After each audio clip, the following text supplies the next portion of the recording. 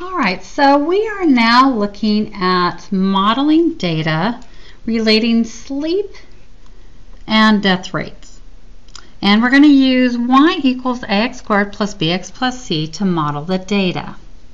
So we're looking at x equaling the average number of hours of sleep and y equals the death rate per 100,000 males. So if you get 4 hours of sleep, they had more deaths of 1,682. 7 hours of sleep, there was about 626. And 9 hours of sleep, 967. So it kind of looks like if you got too little sleep, that was really bad. But if you got too much sleep, that wasn't as good as just the right amount. I'd be curious if that 8 hours of sleep would actually give us what we really need. So what are we going to do with this? Well, we're going to create equations to create a formula. So we're looking that when x equals to 4, y equals 1682. So we're going to use our formula up here. And we're creating a system of linear equations. So here we have x equals 7 and y will equal 626. And when x equals 9, y equals 967. So we have a system here of 1682 equals a times 4 squared plus b times 4 plus c. Now where is that coming from, you're saying? So y is 1682 equals a times x squared, x is our 4, plus b times x plus c. Let's do the next couple. So we're going to have 626 equals a times 7 squared plus b times 7 plus c. And then we've got 967 is equal to a times 9 squared plus b times 9 plus c. So let's rewrite these so that they look more like what we expect. So I'm just going to bring them on down right here. So we're usually seeing the 1682 on the other side, so I'm going to go ahead and move it there. 4 squared is 16, so 16 times a, so I'm going to have 16a plus 4 times b, so 4b plus c. That'll equal 1682. Then I've got 7 squared is 49 times a plus 7b plus c is equal to 626. And then 9 squared will get us 81a plus 9b plus c is equal to 967. So we've got that simplified a little bit, and now we've got 3 equations. It's not x, y, and z this time, but we have a, b, and c. So what can we do with those? Well, we're going to do the system of linear equation stuff like we've done before. So we've got to get rid of some variables. Now we have all of them with a single c. So if we multiply one by a negative, we could eliminate a c. So what do we want to do with that? Well, I'm thinking that if we take this one and this one, perhaps, or we could take this one and this one. But I'm thinking if we're going to subtract one, probably this one here, because then our variables will have a little bit less. So let's take number 1 and number 3 to start with. So I'm going to bring number 3 on over. He's just coming this way. So that's going to get me 81a. Oh, yeah, 81a. I was thinking squared because of our x's. Plus 9b plus c is equal to 967. And above that, I'm going to multiply this one by a 1, a negative 1. So I'm going to get negative 16a minus 4b minus c equals negative 1682. So all I did was change all the signs. So 81 minus 16 will get us 65a. 9 minus 4 will get us 5b. and the C's will cancel, and 1682, negative 1682 plus 967, we'll subtract, keep the sign of the bigger, and we get negative 715. Now, we need to do another one, and what we can do is we are going to take, let's do number 1 and number 2. So if I take these two here, I can have, I'll do the negative times the top one again.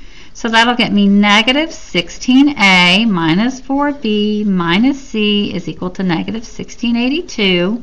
And then I'm going to bring down this one here. So that'll get us 49a plus 7b plus c is equal to 626. So 49 minus 16 will get us 33a plus 3b is equal to negative 1056. So now I have this equation and this equation right here. So I'm going to kind of star those so you can see what I'm talking about. So here I have A and here I have B. Well, I can take those and I could subtract those from each other and get rid of one of my letters. So which one do I want to get rid of? Well, as I look at this, I'm like, wait a minute. This one is 65, 5, and 715. Those are all divisible by 5. So I'm thinking if I divide by 5, I can get my numbers down. I also notice that these are both divisible by 3, and so is this one. So what I'm going to do first is I'm going to shrink my coefficients down. So I'm going to divide this one by 3. So 33 divided by 3 will be 11a. 3 divided by 3 will just be 1, so 11a plus b. And negative 1056 divided by 3 will get me negative 352. Well, that's a little bit easier to deal with. Now, if I divide 65 by 5, that is going to get me 65 divided by 5 will get me 13a. 5b divided by 5 will get me just a b. And negative 715 divided by 5 will get me negative 143. So now I've got two easier equations going on here. Now this one has b, this one has b, but this one has 13a, this one has a negative 11a, so I'm going to multiply this one by a negative. So I will get negative 11a minus b is equal to positive 352. Well, my b's will cancel. I'll end up with 2a, and 2a will equal 209.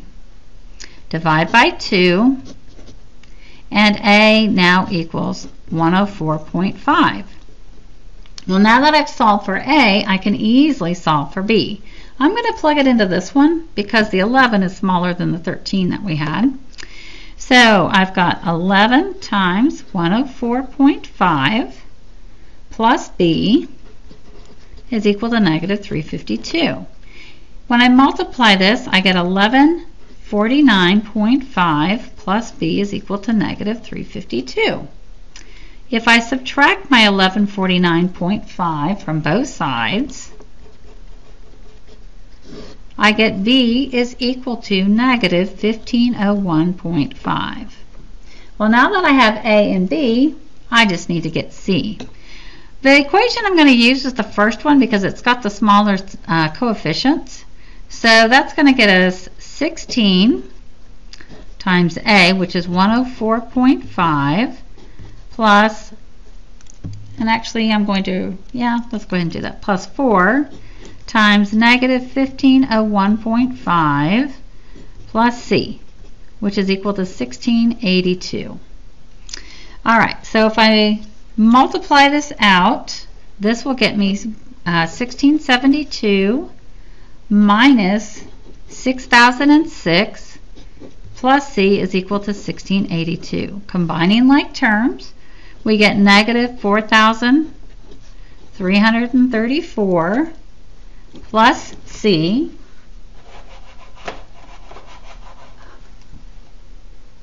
is equal to, sorry, I had a video malfunction, is equal to 682.